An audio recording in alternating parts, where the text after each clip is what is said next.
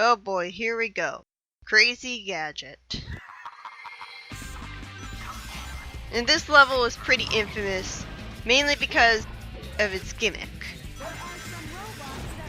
I think this is the only time in the franchise where you ever use a grind rail by hanging off it. This is the gimmick that makes this level so infamous. You change up the gravity by standing on a very precise spot and pressing B on these switches, and you can walk on the ceiling. And that's not so bad. What really irks me is when you all of a sudden start walking on the walls, or when you're walking diagonally or something, so the camera gets screwed up like a sky deck, but worse. And sometimes it's kind of hard to know how you're supposed to control your character during those sections. But right here, it's not so bad. Funny story, when I first played this game when I was a kid, oh great, they start you out not having the camera face you the right way. Wonderful. So you just blindly stumble into the camera. That reminds me of SA1.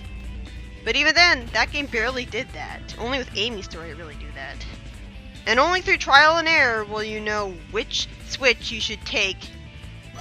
Oh, great. And the camera's tilted and upside down, so it kind of makes it awkward getting onto that grind rail. Anyways, when I first played this game as a kid, I skipped all of the cutscenes because I didn't want to feel anything. This game's story does a great job of making you feel immersed and engaged and making you feel something. I think it does that really well. You can say that the presentation is aged and stuff, but in terms of the way that the cutscenes are made, I think it does a really good job of creating the atmosphere. And so, there weren't that many cutscenes that I willingly watched as a kid. Like, I remember watching the cutscene where the moon got destroyed, and that freaked me out. And I watched some small sliver of a Dark Story cutscene. I think I'll show that in the Dark Story. This kind of wastes your time, but at least you're going through it really fast. You're going through it faster than the tubes in Chemical Plant Zone. But anyways, my point is, because I didn't watch the story of this game as a kid, I was playing this level and I was really confused that I was hearing Eggman as a voiceover. And you can imagine how much more confused I got when I was playing the last level in the game. But we'll get to that. In the GameCube version of Sonic Adventure 2 Battle, if you hold down Y and X on the pause screen, you'll make the pause menu disappear, which is great for taking screenshots. This part of the game is really confusing if you're trying to get the fire somersault to progress. It took me a little while to figure out how I was supposed to get it. You have to spend a while fiddling around with these gravity changing gimmicks. I remember there's not that many spin dash jumping opportunities for shortcuts in this game. And usually whenever I try to spin dash jump to get a shortcut, I just end up killing myself. Like if you spin dash jump over the very first pit in the level, you'll end up dying because, like, especially if you turn on the anti-gravity gimmick. And so you spin dash jump, and then you jump into the bottomless pit. But yeah, this is the fire somersault, and honestly, I don't really get its conclusion. I mean, I get that, why can't you just break the iron containers normally? I mean, I get that it melts them, but they just break apart like regular crates. So it doesn't really, I don't get the sense that the fire somersault is needed. Most of the upgrades in this game are pretty useless. Like, the game could have easily started you out with them from the very beginning, and it wouldn't have been a problem. Especially the fire somersault, because it's not like you have to learn how to control it. And getting the upgrade teaches you how to control it. So that would sort of justify having upgrades. No, you use the fire somersault, it replaces your regular somersault. I kind of appreciate that platforming section. You gotta time it just right so that you avoid getting knocked down by the spinning ball and chain thing. Got a cool tune, this level.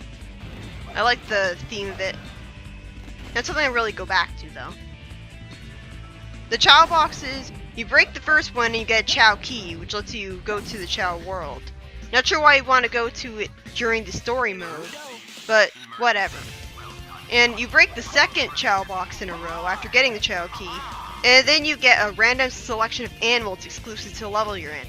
And the third Chow box gets you a legendary animal exclusive to the level.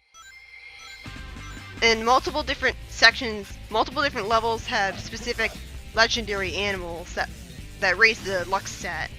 Like the unicorn and the dragon and the kappa, which gives a fireball over the head of the Chow.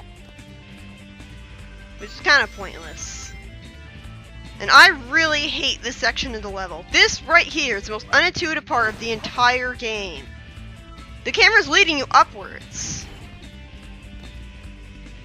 So naturally you think, okay, I'll go north. But then you end up falling to your death, because the camera's not telling you that you should be going south.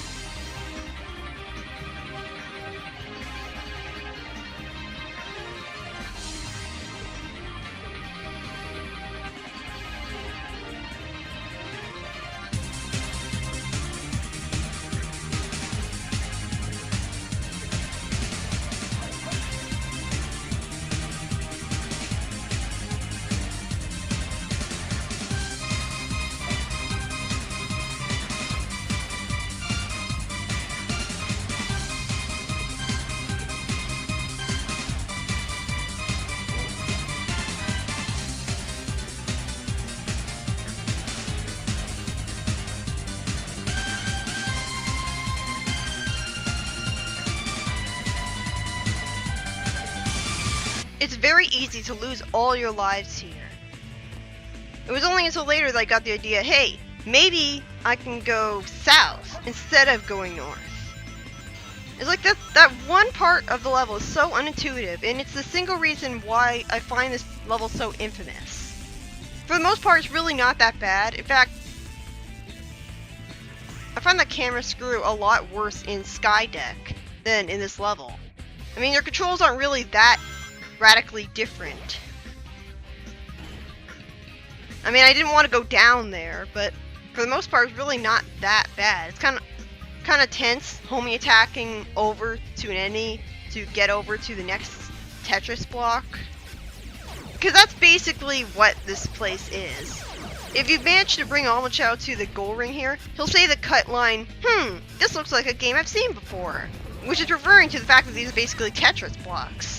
I love doing that. That one thing that I can do makes the bounce attack worth it. This looks like a game I've seen before. And I love Eggman's line when you first go into the Tetris room, where he's like, but you'll never make it out of here alive. Aha! It just voice acted so humorously, I love it.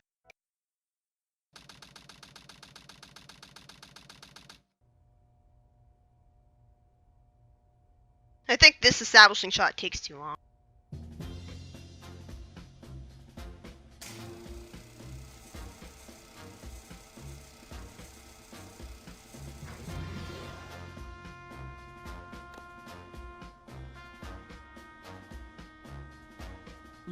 He actually points a gun at Amy.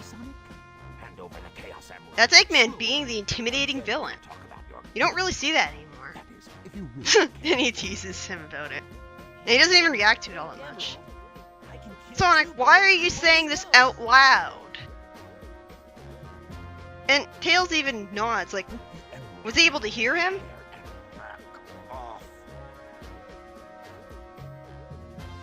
He looks so clearly smug there, and here he doesn't really seem to have any sort of problem with... It's so blatantly obvious what he's trying to do. Whoa. You thought you could trick me with that fake emblem, didn't you? So, how did you know it wasn't the real one? You just told me, Fox Boy. Now, for a little space ride. Got so clear to the colony back. I'm counting on you, Tails. Maybe take care of yourself. Farewell, Sonic the Hedgehog. Sonic! Again, this scene is done so well. I love the music that plays when you're at this part of the scene. And the real one. The same wavelength and properties. Can I do this? And I love that. He actually shows doubt and uncertainty, rather than being all like, of course I could do this, I'm Sonic the Hedgehog, I'm awesome. No, he's actually doubting that he can do that. Now we have some unfinished What he did, business to you'll do. see later. If you give me the real emerald, I will release you both. You have my promise. Sonic! Huh? Sonic asked me for the first time to do something for him. For the first time, Down. I won't give you've known Sonic for a really long time. You've known him since you were 3 years old. There's no way that this is the first time that Sonic has asked you to do something for him. Match for me. Sweet little fox. Remember earlier when I said that the mech battles are essentially a war of attrition that's entirely based on luck, who wins and who loses? Well, here it's made all the worse because the finicky targeting system can very easily target that exploding missile in the center of the arena when you don't want it to. And there's no way to just use the close-up attack and not accidentally use the targeting system that sucks. Because the close-up attack and the targeting are mapped to the same button. That's another problem that I haven't mentioned yet. Sonic Adventure 2 is the biggest example of mapping everything to the same button. And so, when you try to use a lightspeed dash, there's often a chance that you'll use a bounce attack instead and fall to your death. Although I think this game's pretty good about not doing that.